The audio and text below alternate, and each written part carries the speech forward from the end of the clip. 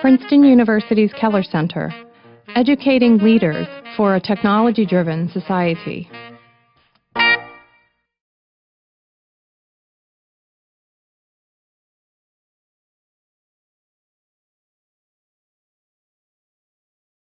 This series is sponsored by the Keller Center for Innovation in Engineering Education. The director is Sharad Malik, who's sitting here on the front row.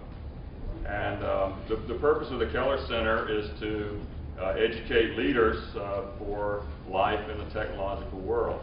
And this extends to engineers, of course, being an engineering school, but also non-engineers as well. So a lot of students at Princeton take courses in the engineering school under the aegis of the Keller Center.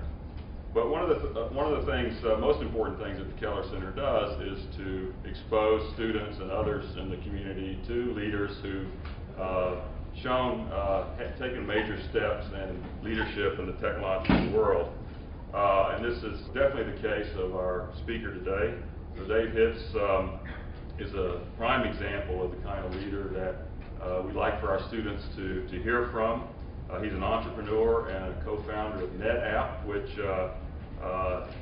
is today a $3 billion storage and data management company. I just learned a minute ago that they have offices in 130 countries and 8,000 employees. So it's a very extensive company. And as the title of this talk suggests, how to engineer your way from the lab to the boardroom, we should all look forward to listening to him describe his experiences beginning from the very beginning of the startup all the way up to what's a very, very successful company today. Dave graduated from Princeton in 1986 with a BSc in computer science, and I just heard him, he just told me that one of his roommates was Jeff Bezos, who's another class of 1986 and founder of Amazon.com. So I wonder what was in the walls of that room. I'd really like to know. Anyway, we found a mummified mouse in a couch that we scavenged from a highway one day, okay.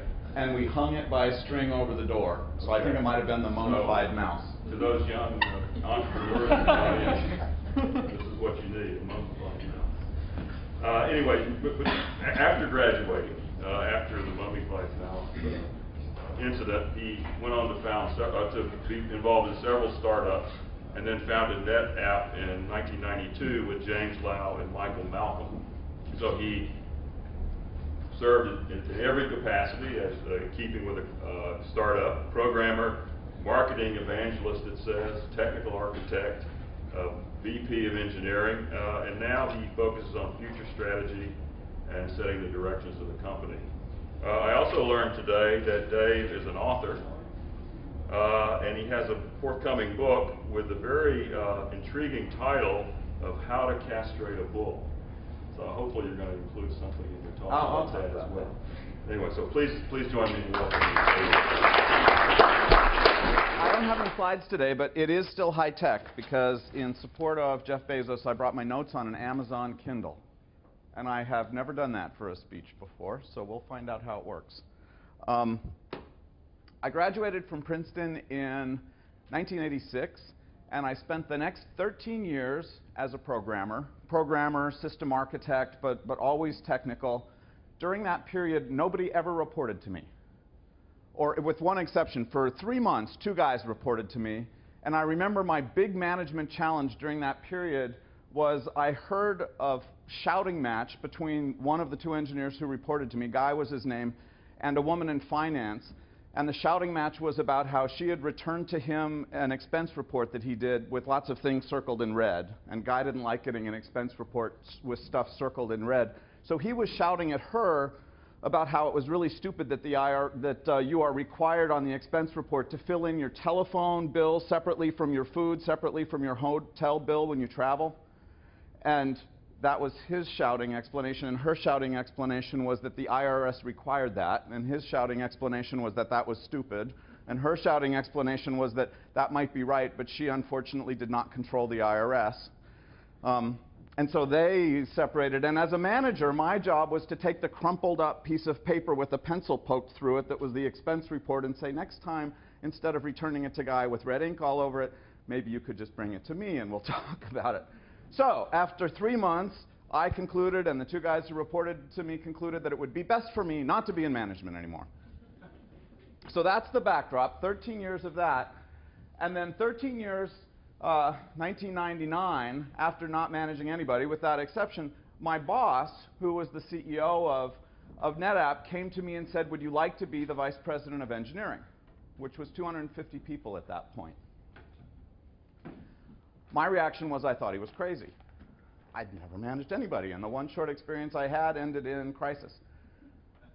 And I thought, when I was thinking about this talk and this group of people and what you might be interested in, I thought it would be an interesting outline for a talk to understand what was going on in Dan's head. Dan was the CEO. Why he thought it made any sense at all to take me, never managing anybody, and put me in charge of 250 other people. Because that will help you understand a bunch of stuff. It'll help you understand how CEOs think, what startup dynamics are, hopefully a little bit about technology, culture, management. So in fact, let me give you his explanation to me as to why this made sense. His explanation was, if I look at what I need to find in a VP of engineering, here are the things I'd like. I'd like somebody who understands NetApp's technology. And I should say that putting me in charge of engineering wasn't as completely crazy as it sounded, because it was a company that I'd helped start. And so I had been involved with the executive staff and the management, although I hadn't actually been anybody's manager. But he said there's 4 criteria I have. Number 1, I'd like someone who understands the technology. And you do, because you helped develop a lot of it. Number 2, I'd like someone who understands our market and the products that we developed. I'll talk just briefly about what market we were serving, but it was a market that we had really helped invent. And so it wasn't something that would be easy to find elsewhere, but I'd been working in that space for quite a while. Number 3, he said, I'd like someone who understands our culture. And Dan believed that the culture of a company is extremely important. He really focused on how should people behave and what are the values. And number 4, he says, I'd like someone who can manage, which you don't know how to do. But his assessment was, you've got 3 out of 4. Whoever else I hire probably will be missing one of the others. And perhaps you can learn how to manage, perhaps you can't. If you can't, I may have to fire you. But that's a risk, he said, I'm willing to take. Which, I mean, that's easy for him to say. So that was the backdrop. And let me use those 4 areas as the focal points for this talk. And then I want to leave plenty of room for Q&A, because I've been told that you guys will just dig in on me. So the 4 areas are technology, marketing, understanding that aspect of things, culture, and then management. From a technology perspective, NetApp sells mostly to large corporations. So most individuals that I talk to don't know NetApp. Most people are indirect customers of NetApp. If you watch the movie Lord of the Rings or Spider-Man, you're an indirect customer of NetApp. We sell to a lot of the animation special effects guys. If you use Yahoo email, all of Yahoo's email is stored on NetApp. If you've ever flown on Southwest Airline, all of their ticketing and all of their passenger manifests and all of that stuff is stored on NetApp. And if you happen to dodge all of those, we've still got you, because the IRS is a big customer. So what do? Our business is we sell enormous boxes of disk drives to big corporations. But here's the trick. We don't make the disk drives, and mostly we don't make the boxes. What we make is the software that helps customers deal with all of the problems they have on account of all the disk drives we sold them. Right, so what are those problems? Disk drives are completely flaky. They fail all the time. So how do you make sure your data is replicated, and 1 drive can fail and 2 drives can fail? Buildings are flaky. They burn down all the time. So how do we make sure that there's a remote copy of your data in another location? Like, that's the simple stuff. Thieves are coming in and stealing your backup tapes. So how do we make sure they're encrypted? And the SEC is coming in and saying, what did your CEO know and when did he know it? Produce all of the emails he sent 5 years ago, and you'd better have them. And can you prove no one tampered with them in that time? So these are the kinds of things that we help people with. Okay, time for some notes. I know there was something else in this section. When we started, one of our big focuses was simplicity. We were selling storage systems Most of the storage systems attached to the network at the time we started were general purpose computers, Sun computers or Windows systems attached to the Ethernet, sharing files. And we thought that just like Cisco did for the router, they built a box that was special purpose designed for TCP/IP routing. We felt that doing that same focused appliance for storage would make a lot of sense. And it worked great when we were selling to small engineering work groups. As we started moving up market, we got pushback on this concept of an appliance. And one of the things that our customers asked us is, in a heavy-duty corporate data center, big IT, does the idea of appliance really make sense? People talked about, you know, an appliance, doesn't that kind of mean household? Doesn't it kind of mean low end? And what do you mean by simplicity in such a complicated world? I like to think by analogy. And I was staying in a hotel, and I noticed a Mr. Coffee, which is like the ultimate appliance, right? I mean, it's got one button for make coffee, and you pour the water in. Nothing could be simpler. And I started thinking about what would that appliance mean if you thought of it in an enterprise context. So I thought, if I was Mr. Hilton, what would my big problems be, aside from, you know, my granddaughter? And so I've got hundreds of hotels, and each hotel has hundreds of rooms, and there's a Mr. Coffee in every room, and the Mr. Coffees are probably always breaking down. And so even though it's an appliance and it's simple, wouldn't it actually, for me as a big hotel owner, wouldn't it actually be simpler if this appliance would like self-diagnose that it was broken and somehow send me a message that I could say, oh yes, that, and wouldn't it be simpler? I'm a hotel owner, I'm Mr. Hilton, I don't want to be repairing coffee machines. Wouldn't it be even simpler still if the Mr. Coffee company would actually sell me a coffee repair service where they listened to the Ethernet broadcast that, hey, I'm a broken Mr. Coffee and come replace it? What's my point here? My point is, when you start thinking about simplicity in a technology world, you really have to think carefully to figure out what simplicity is. I mean, I just started adding Ethernet connections and self-diagnosis and coffee repair services to this machine. Clearly, I made my Mr. Coffee a lot more complicated, and yet I would argue to the customer, Mr. Hilton, I made it a lot simpler because he no longer has to worry about fixing broken coffee machines.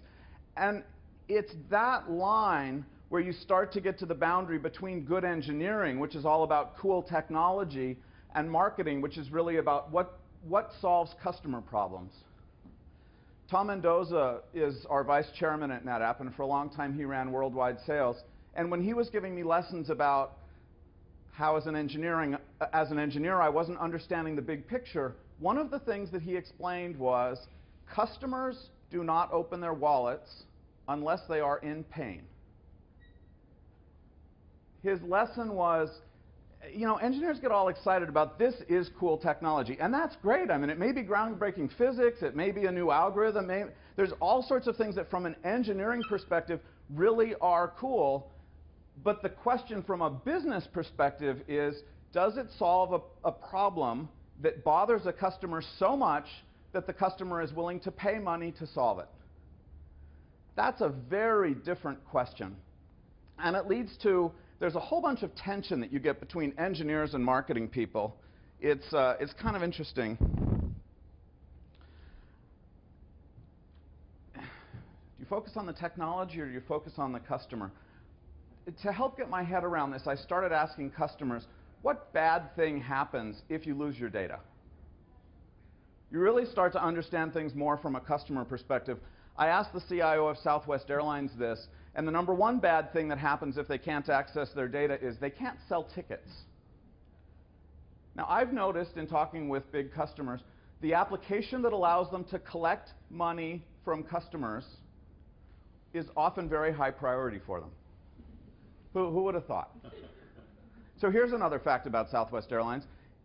Because of the post-911 rules, you need to have the passenger list, you need to have the cargo manifest. If our storage systems aren't working, it's illegal for a Southwest airplane to take off. And here's one more interesting fact. If our storage systems go down and stay down for 2 hours, every Southwest plane in the sky must land immediately at whatever airport happens to be closest. What's my point? that puts a whole different perspective on thinking about what a cool feature might be. When you talk to customers, it's so tempting, and I've done this myself a lot. Before we started selling to larger customers, I would go out and explain, here's how the waffle file system lays out data on disk in order to optimize multiple spindles, and RAID DP allows any 2 disks to fail, even though most RAIDs only allow any 1 disk to fail, blah, blah, blah, blah. I was giving this presentation to the CIO of Georgia Pacific, and he explained to me, he had this southern accent, I can't even do it, but he said, son, what you got to understand is, here at Georgia Pacific, we take sawdust, we turn it into toilet paper.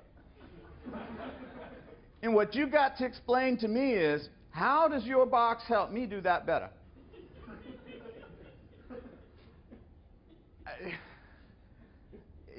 When you think engineering is what matters to the customer,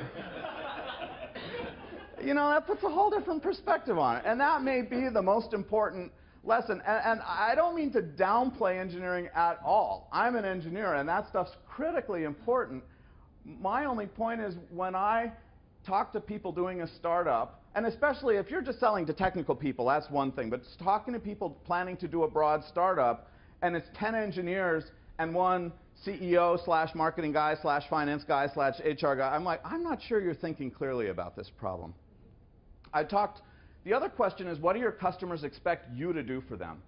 I talked to another customer. He was an IT director at an insurance company in the Midwest, and I was at one end of the table and the salesman for the account, and then his whole staff, and he's at the other end of the table, and he and I did the same thing I did to the Georgia Pacific guy, because I hadn't learned my lesson yet. And he looked at me and he said, here's what you have to understand. My strategy is not to hire smart IT people. Now, his staff is lined up on both sides of the table, and they're smiling and nodding. Now, I come from Princeton, right? I thought smart was a compliment. And so I sort of thought he was insulting his staff, but that's not what he meant.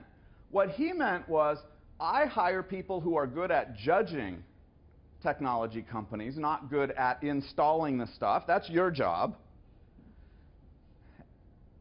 I think the one he said he didn't hire smart people, what he meant was something more like troublesome propeller heads, who I'd rather rent than buy. Right? That was, so from a, what did he expect of us as a company? It's not that he didn't think that stuff was important, it's just that he wanted us to hire the troublesome propeller heads, and he wanted us to come in and tell him what his problems were, and could we fix it or couldn't we fix it, and how did all of that stuff. And he had people who would manage us. Right? I mean, that was his mental model. Very different concept. I think my favorite story about understanding the difference between engineers and other people, I was talking to a woman who had run a conference for a bunch of engineers at NetApp, and she was really unhappy because afterwards she asked them for feedback. And the feedback she got, so she ran this big conference, lots of engineering topics, software development, all that stuff, and the feedback she got was, you know, the lunch line would have moved much quicker if you had run it down both sides of the table. Because that one side of the table was just completely wasted, and it was kind of a long line. She was crushed. One, she's like, the only feedback I get is completely negative, and 2, did they even notice any of the rest of the conference? And my explanation to her was, engineers are people who spot problems and try to fix them. That's what we do, right? And so they spotted a problem and they tried to fix it. The lunch line was too slow. But here's how you should interpret that feedback. If that's the worst problem they found in your conference, you did damn good. But here's another way of looking at it. The optimist says the glass is half full. The pessimist says the glass is half empty. The engineer says that glass is twice as large as it needs to be to hold the fluid it contains. Right? Company values. We were about 3 years old when our first CEO left and we got a new CEO. Our first CEO had an interesting rule of thumb for Silicon Valley CEOs. His observation was, the startup CEO of a Silicon Valley company is the shortest shelf life profession you can have. He had 2 rules. Rule number 1, he said, you should never keep more stuff in your office than you can fit in a gym bag. And rule number 2 was, in your office you should always keep a gym bag. So, great guy for 3 years, then he left. The new CEO we hired, first thing he does, he shows up and he wants to talk about values. He wants to make a list of the important values for NetApp. It was like a 40-person company. It raised a lot of Dilbert feelings in people. In fact, I can tell you the first meeting where we proposed this idea to the engineers, and so the company as a whole was about 40 people, about 10 engineers. And I remember one woman stood up, her name was Florence, and she said, well, I just want to understand, how will these values be used against us? Did not resonate at all. And so Dan was the new CEO. To his credit, Dan shelved the idea and decided to wait. It took him about 2 years to get back to it. And during that time, I learned some things about Dan's prior experience that explained a lot to me about why it was that he thought that values and culture were important in a company. So let me tell you, the previous company that he had been the CEO of, he started as COO at a company called NET, Network Equipment Technology. And shortly after he arrived, he realized that a number of their large customers weren't paying their bills right. And it was kind of strange. It wasn't that they paid them late. It was some of them they would pay on time and others they wouldn't pay at all. And so one large company in particular, he collected up a bunch of purchase orders. He was the chief operating officer. Remember, he collected up a bunch of purchase orders, went out to visit the customer, and they're going through purchase orders. You paid this one, you paid this one, here's one, you didn't pay this one. The chief finance officer at that company looks down at the paperwork and says, that's not my signature. The sales guys at NET were forging purchase orders, sending customers equipment they hadn't ordered, and charging them for it. In some cases, they were actually buying warehouses and shipping equipment to the warehouses that nobody had ordered, but showing them as going to fake customers. By the time the whole thing was unraveled, the CEO was fired. Dan was the replacement CEO. The VP of Worldwide Sales was fired. The chief finance officer was fired. There was an SEC lawsuit. One guy was actually indicted but committed suicide the weekend before the indictment came in. The stock price went from $35 to $6. And I think what pissed Dan off the most about the whole thing was all of this was generating fake revenue that didn't exist, that they hired on that basis. So they had to lay off a third of the people. So when Dan was saying he wanted to talk about company values, what he was really saying was, here's a list of behaviors that got me last place I was at. I don't want to live through that again. And I think the thing that bothered me so much about this talk of values in a corporate context was, I don't want my boss telling me what my values should be. Right? I mean, it smacked too much of like somebody telling me what my religion should be, or it's not your business. And so I kind of instinctively rebelled against that. But when I thought about it in the context of not my political values or my religious values, but in a corporate context, what are the things that are acceptable or not acceptable? In that context, it seemed perfectly reasonable for the CEO of a company to be saying, here's the ground rules of how I want this business to operate. So in the one way, it just felt wrong. In the other way, it felt perfectly reasonable. Like ground rule number one, how about no fake purchase orders to customers that don't exist? And values are just, when you have a value that says something like honesty and integrity, well, I mean, you could make a long list. No fake purchase orders, no, right? But honesty and integrity is kind of, so it took him about 2 years to convince us to go down the path and make a list of stuff. So I kind of got over the problem of values about politics and religion. But the next place that I got to was we started making this list, and they just looked like the same values that everybody had. Oh, you should have honesty if there's a value, and work together, teamwork, that kind of stuff. And I started thinking about whether that made sense or not. And I made an analogy of values to a company are a lot like a constitution to a country. And so I was thinking, supposing you're starting a new country, and you're writing the Constitution, and you're saying, well, should we have freedom of speech? Nah, that one's been taken. Other people already have that one. We'll do some different ones. It makes sense to write them down. And there was actually one experience that I had that really brought home to me how values can be useful. And the experience was, we were having a meeting about whether or not to lie to a customer. and which is not the best thing to describe, but there it is. We were competing for business at the NSA. You know, the guys who are recording this speech as we speak. You're wasting your time. We were competing at the NSA with a competitor of ours at the time named Auspex, and the NSA, there was a feature that the NSA wanted. It doesn't matter what it was the Andrew file system, but neither of us had it. And they said, whoever promises it within a year, we'll buy from them. And we told them, we can't do it that fast. It's going to take us about 18 months. James and I, the other co-founder of NetApp, had both come from Auspex. We knew it was going to take them at least a couple of years. But they promised it within a year. So we were having this meeting saying, you know, if they buy from us, they'll get it in 18 months. If they buy from Auspex, it'll take them 2 years. So if we lie to them, it'll actually be good for them.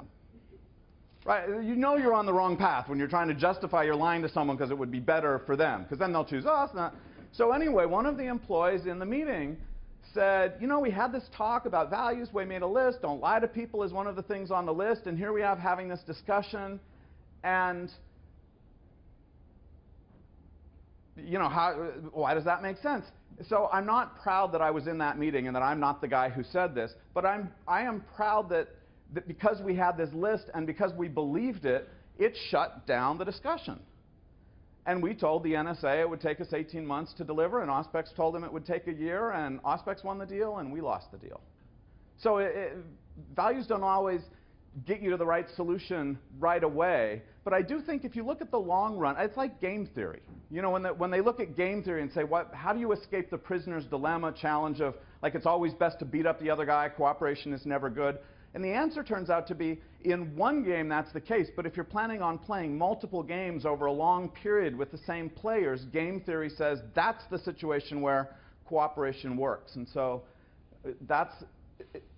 so I've gotten much more comfortable with talking about corporate values in the context of the behaviors that you would like people in the company. I'm still uncomfortable with telling your employees what religion they should have or what political candidate they, you know, I think we probably employ employees who favored all 10, how many candidates were there? However many world religions there are. So let's see. So that brings me all the way back around to the management piece.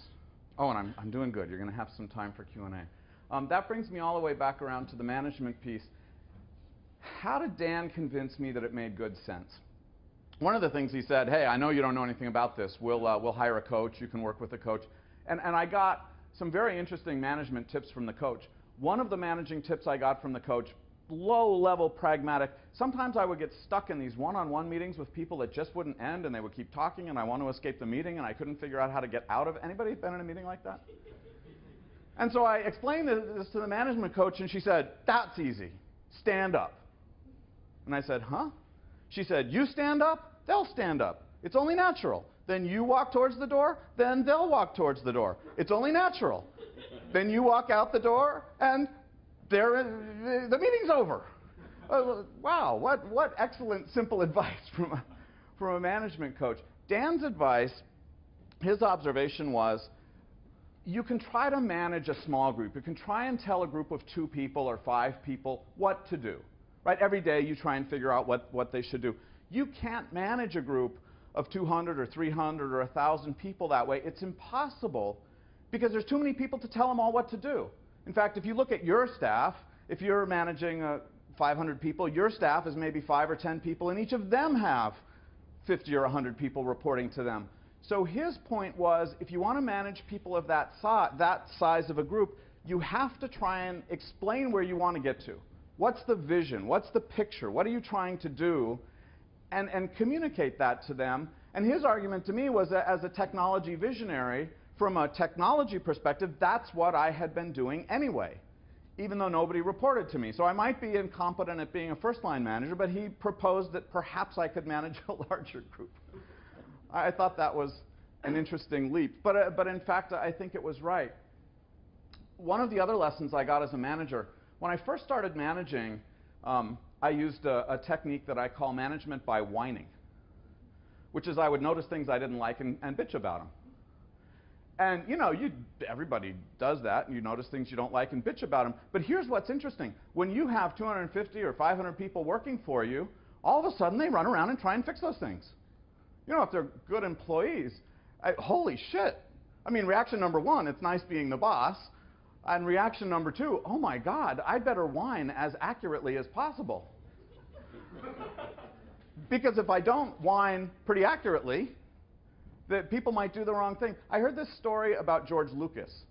That George Lucas was on Skywalker Ranch, the Skywalker production studios for special effects, and they're doing all this stuff. And he happens to see one of the buildings, and it's painted a light shade of brown. And he just kind of musingly says, wow, I was thinking that might be painted a darker shade of brown. Just in passing. He walks by the next day, it's painted a darker shade of brown. And he said, oh my God, I was just observing. I thought it was going to be painted a darker. I didn't mean repaint it. What are you guys thinking? He walked by the next day, and it was painted a lighter shade again.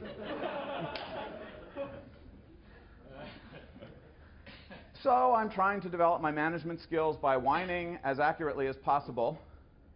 And one day I had an epiphany, which is that whining is the evil twin of vision. And here's what I mean by that. Whining is describing as accurately as you can exactly how you wish the world was not. And vision is describing as accurately as you can exactly how you wish the world would become. It's the flip side. And that was a big breakthrough for me, because what I realized is that even though they're so similar, when you are working with groups of people, it's much more motivational to describe as best you can how you wish things would become than to just be bitching about stuff, right? But the takeaway is whenever you find yourself whining about something, that likely is an opportunity for vision. If you think of it, so it's because it's so easy to whine. I got some absolutely awesome lessons from Tom Mendoza. I mentioned him earlier about management. Whenever I tried to deal with a management problem, given my engineering background, I would try and learn as much about the problem as I could. What exactly is going on? What are the different causes? How might it be fixed? What's the issue? Understand the details of it. That would be my approach to a problem that I had in my organization. Because if you're a boss of an organization, people bring you problems all the time. When I went to talk to Tom for advice, and Tom, I have to tell you, did not know anything about engineering. He could barely operate his wristwatch. I mean, this guy, he could sell anything, but not a technology guy. But I would still get a lot of good ideas from him, and he never explained what he did, but I reversed engineered his management algorithm, and here it is. His management algorithm was, step number one, he would always start asking lots of questions about the people involved in the issue. Who's working on it? What are they good at? What are they doing? His real question was, does this problem have an owner? And if the problem doesn't have an owner, that might well be your problem right there. And as a boss, you get to decide if you now want to be the owner of it, but the larger your organization, the less likely that that's the right answer. So step number one, does the problem have an owner? Step number two, do you trust the owner? And he meant trust in a very specific way. He didn't mean trust as in, Tom, I trust with my life. And I've worked with him for 15 years. I know him well. But if the issue is technology, I don't trust him at all. If the issue is to help me with a spreadsheet, I don't trust him at all. So trust, do you trust that they have the skill? Do you trust maybe they're busy? Do you trust that they have the time?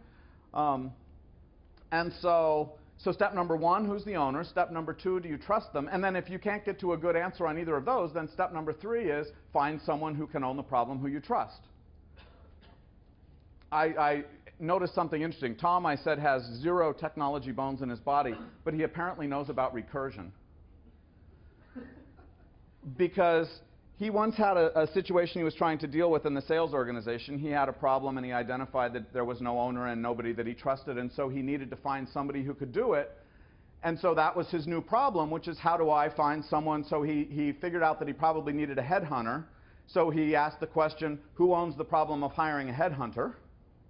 And he identified that there was no owner, but he could assign it to HR. And so now the problem had an owner that he trusted to hire anyway, so he invented recursion, even though he's not at all technical. Let me close with one last thing. philosophically, I'm a pragmatist. I don't believe in like mystical magic stuff. I believe in cause and effect and physics and engineering. I mean, that's kind of my view of the world. And so it came as some surprise to me to discover that I believed in magic. And let me say what I mean by magic. When you look at teams of people, you can see small teams of people that seem to be working hard and get nothing done. And you can see other teams of people that also seem to be working hard, maybe goofing off sometimes, and it's astounding what they get done. Anybody here seen a research team or been part of a project like that, and you don't know what happened? And I look at that and I go, okay, I believe in cause and effect. I don't believe in magic, but it's sure, and sometimes you see that around certain people. You know, that they create an energy, management speak, right? Force fields of power that infect the brains of the people around. So that sounds like complete mumbo-jumbo bullshit. And the longer I worked as a manager, the more I started to believe that kind of stuff. I felt guilty about it. And I finally figured out the solution as to why that made sense. And it was Arthur C. Clarke, the science fiction writer, who helped me figure it out. Arthur C. Clarke has a saying, which is that any sufficiently advanced technology will seem like magic. He gave the analogy, if I took a flashlight to a primitive Pacific island and I'm flashing my flashlight around, all the natives on the island, wow, that looks like they don't know about batteries and Thomas Edison's light bulb and that stuff. So here's my point. The human brain is a sufficiently advanced technology. I mean, go over to the neuropsych guys and ask them what they really know. We're just cracking the surface. And if one human brain is just cracking the surface, a group of human brains working together is completely impenetrable at this point from any scientific or formal methodology. And I would argue as a result of that, perhaps for now, when you're managing teams of people, magic is the most appropriate metaphor because it's sufficiently advanced that you should use. There's a handout here for a book that I wrote. The book is kind of interesting to me, anyway. It's the story of NetApp, and I have an unusual position at NetApp because I've been there right from the beginning, from when we started, and I've been part of the leadership team for the 16 years since then. And usually people on leadership teams get fired sooner. So you've got a set of people that see the very beginning and a set of people that see the wild hypergrowth doubling every year adolescence, and a different set of people who see turn it into a sort of major corporation, offices in 130 cities, sell to big customers, all that kind of stuff. I've seen the whole thing, and so I thought it put me in an interesting position to write about what it felt like through those. What's it like to be in a startup, and how does it feel different to be as you start to get into that hypergrowth period, and then what's it like when you grow up and have to do the other kind of stuff.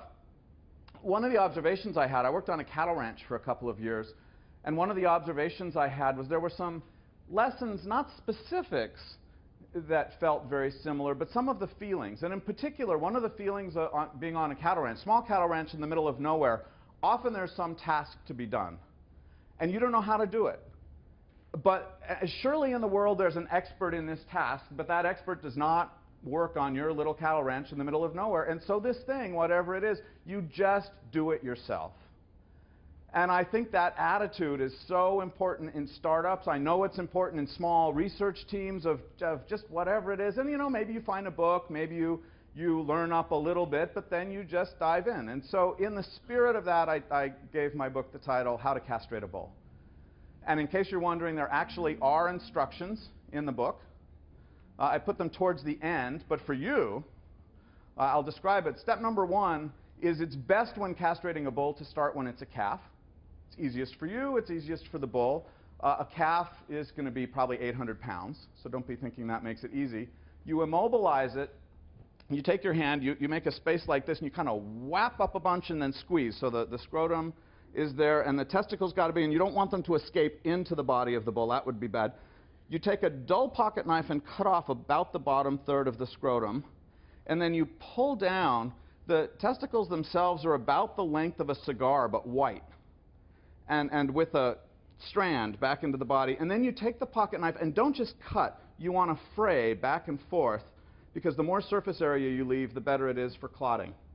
And then you let the bull up, and And surprisingly, this bothers them a lot less than being branded, just so you know. Thank you very much. Any questions?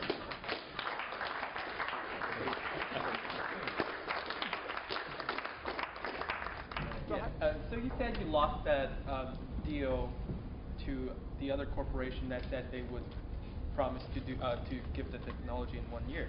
Did that actually happen? You are an awesome straight man. Let me tell you the end of that story. They did not deliver the technology in 1 year. They did not deliver the technology in 2 years. I found out later from someone who worked there, they never started the project to deliver the technology. It took the NSA about 2 months to, 2 years to throw them out. And when they did, they became one of our large customers. And in fact, if you look over the period since then, we've probably earned $100 million from the NSA. And to me, the lesson there is very interesting. When I look at values, often the thing they encourage you not to do, in the short run, it's painful not to do it. But in the long run, it's something you shouldn't be doing. I mean, and a lot of it, it all depends on what view you're taking. If your goal is to make a quick killing, to get in and get out, right, a lot of times values don't matter as much. If your goal is to keep living in the same neighborhood for the next 10 years, keep working with the same people for the next 10 years, maybe selling to the same people for the next 10 years, I think values are sort of a collected folk wisdom about ways that will do well for you in the long run. That's my personal view about what values are. And that's why I think if you're looking at the concept of creating a company over time, why that's such an important topic. Let me tell you another story. During the dot-com boom, there was this really interesting trick. It reminds me a lot of the financial stuff that's going on now. There was a really interesting trick that big companies did with small companies. So let's just pretend I'm a big company and you're a little startup. You come to me with this business proposal. You're a little startup with worthless stock, and you promise to sell some of your worthless stock to me for $100, and I'm a big company. I give you the $100, but only if you promise to immediately turn around and give me the $100 back for equipment. That was a deal that a lot of people did. And you know, it's pretty tricky because I've got this money and I give it to you and you give it back to me, but somehow it turned from money in my bank account to profit. It's like magic, sort of like what the banks have been doing lately. And we had a lot of sales guys in the field who were all upset because they were competing against other companies who were doing this trick, and they felt like they were losing these deals.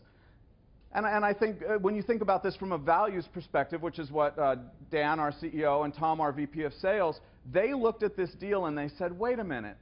If you're competing for a deal from someone who has no money, that's not a real deal.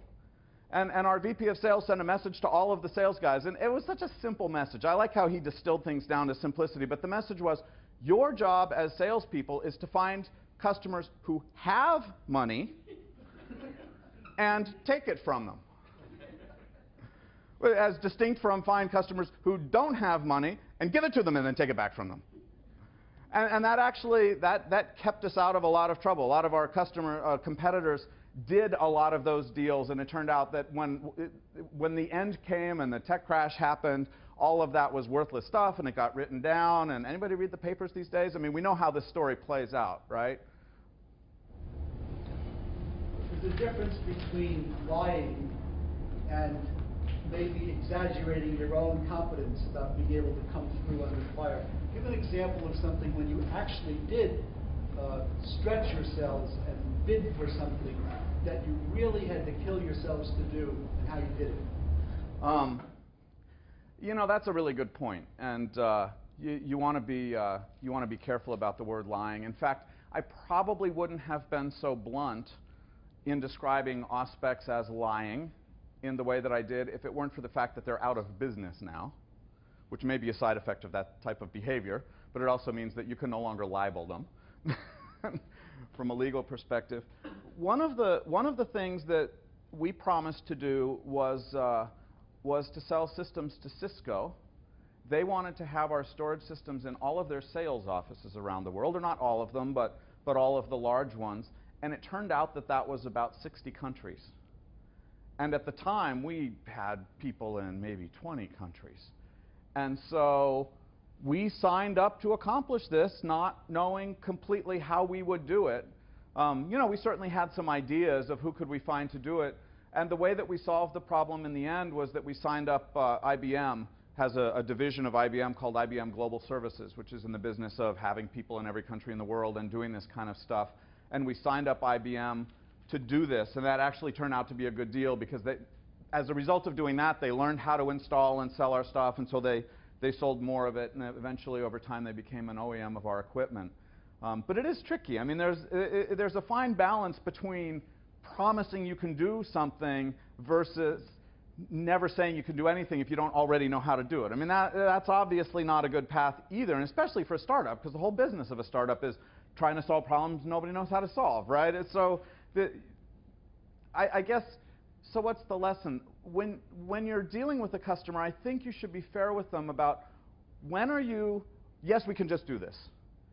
And let them know that. And when are you in the zone of, we think we can do this, and we're going to work hard to do this, but you'll be getting the alpha version. You'll be getting the first. I think that you can be aggressive but still honest, is my belief. We had a case actually here at the universities about 10 years ago. There was a thing called the Provost's Desktop Initiative, where they're going to buy about 1,500 computers for the administrative staff. And there were 20-some-odd companies came by, and at the end, there were 2 companies left as finalists. We were one of them. The other company, they wanted us to convert 1,500 machines, all different, to the new hardware, and do a software conversion. And they wanted it done in 2.5 months. So the company that was going to sell to Princeton wanted Princeton to do this. Princeton wanted it done in 2.5 months.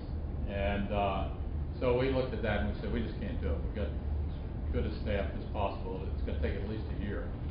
The other company said, yeah, we'll do it in 2.5 months. 14 months later, they still hadn't finished the job, and Princeton's IT staff had to finish it. As far as I know, they were never penalized for that.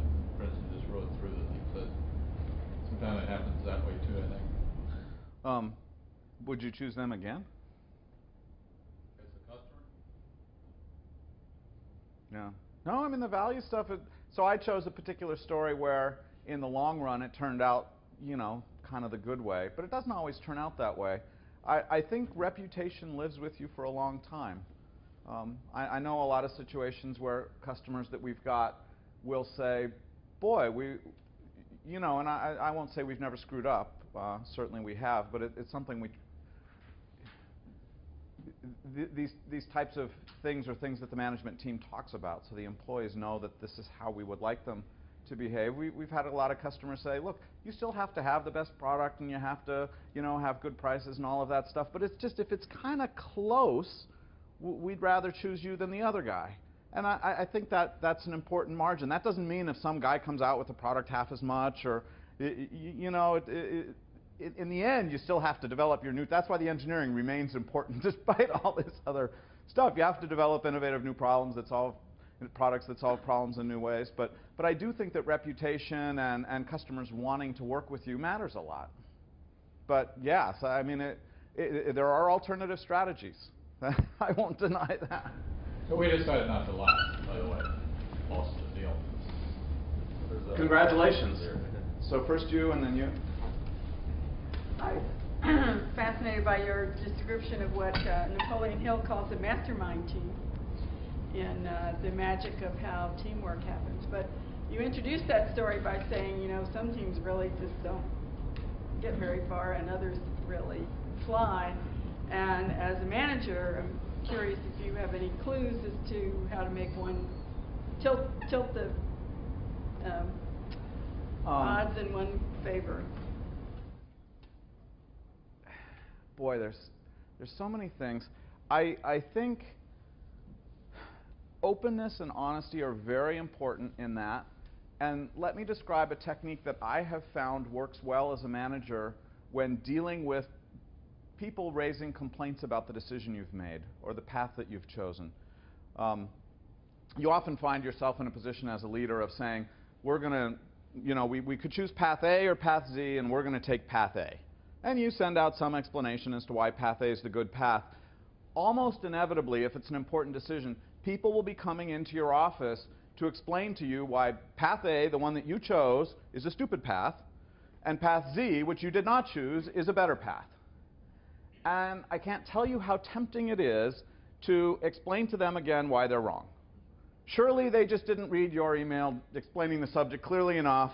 You want to give them 3 more reasons why path A, in fact, is better, and path Z. I can report from personal experience that does not work. Ironically, a technique that works really well is they come in and say, path A is stupid, path that you chose, path Z is great. Tell them, you know, not only the 3 reasons that you said why path A is stupid, here's 3 more reasons why it might be problematic. And path Z, here's 3 reasons why that's a good path. It completely disarms them. What's going on? Why does that work? I think a lot of times when people are raising concerns to team leaders, I think we're on the wrong path. One of the things they believe is that it might be the wrong path. The other thing that's going through their head is, I wonder if the boss knows. And if you can start by saying, here's 3 more problems with the path we chose, it allows them to say, wow, they really apparently thought it through. They really, I'll tell you a story. We had a major company decision at one point, technical stuff. We were a NAS-only company, a particular type of storage, and the technical question was, should we also do SAN, which is a different, but it's kind of like Unix and Windows. You know, they were just competing, and all the people on one side thought the other side was evil. And so anyway, we were making the decision, should we stick with just the one, or should we do both? And in the end, we made the decision to do both. And NAS, SAN, it sounds so stupid. I'll tell you, people quit over that. But how did we get people along? We actually staged a public debate after the decision was made. And everybody knew the decision was made. And we got a team of 4 of the people who had been vehemently against supporting this new technology, along with a team of people who were in favor, and allowed them to debate in front of about 200 people and literally debate the same arguments that they had used. And a lot of people would have just whitewashed it and said, oh, you know, everybody knows this is better. And all the people who felt strongly the other way would be like, no, everybody doesn't. I think that kind of acceptance. So one more story. I always answer questions with stories. I was on an airplane with a coworker from NetApp, and the flight attendant said, what would you like to drink? And Laura, the woman that I was with, wanted a Seabreeze, which is cranberry and vodka, and I wanted Dr. Pepper. And she said to the flight attendant, cranberry, and I said Dr. Pepper, and she said vodka, and the flight attendant's eyes got wide and said, cranberry, Dr. Pepper, and vodka? And Laura, who was a quick thinker, said, yes, 1/3 of each. And I said, wow, make that 2. And after we'd had like 3 more, it's kind of an interesting drink. You know how a Long Island iced tea, maybe you don't all know this, but there's something magic about a Long Island iced tea where the way you mix up the ingredients, it doesn't actually taste like there's any alcohol in it, which makes it very dangerous. The vodka, cranberry, and Dr. Pepper's like that because the cranberry's a bit sour and it cuts the sweetness of the Dr. Pepper, and together they hide the... Anyway, so after 3 more each, we called it a Dr. Death. And I'm trying to spread that story so that you can order them at any bar. But here's the question, and this gets back to the heart of your team question. Who invented the Dr. Death?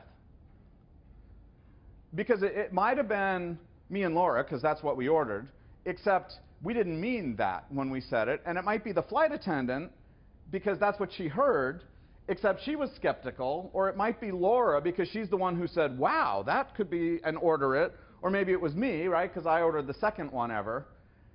And I would argue that spending any time at all trying to figure out who invented that and who deserves the credit is very destructive to teams. And it's much better to think of the process of coming up with ideas as a group effort in which it's not my idea versus your idea, and if mine happens, I win, and if yours happens, you win. If you think of ideas as these more abstract things, that like the idea's on the other side of the table, and we're all on this, and we can kind of poke at it and test it, and maybe here's a problem, or maybe we can fix it, and in the end, you've got a great idea and you spend 0 time on whose credit it is, but the team, I think teams that work like, there's got to be 100 answers, but for me, that's in the center of something important about teams that work well together. Let's take one more question. Hang on, 2 guys raised their hand at the same time, so those 2 are... We're going to have a reception after, too, so if you have other questions, Dave will be down. 1, 2. Actually, it's along the lines of the same question. One of the problems we have right now for a small startup, 2 of us have come up with something, and right now we are choosing people to join us. Does that make sense? And we are in different institutions, different people are around us, we know different kinds of people, and it's a huge dilemma. Which one of the people that we know is going to, should join us, and how many people, should we put both of them together or not? And that's along the same line because which one of us is going to manage and which one of us is going to, we came up with the idea together. So which one of us is going to be convinced of that? That's a hard problem. I don't have an easy answer. When we came in, James and I, who were the founder was named Mike Malcolm. He'd been a university professor, but he'd also been the CEO of other startups. We knew he was the boss, and so we came in kind of with that understanding. One technique that we used was we interviewed the hell out of people.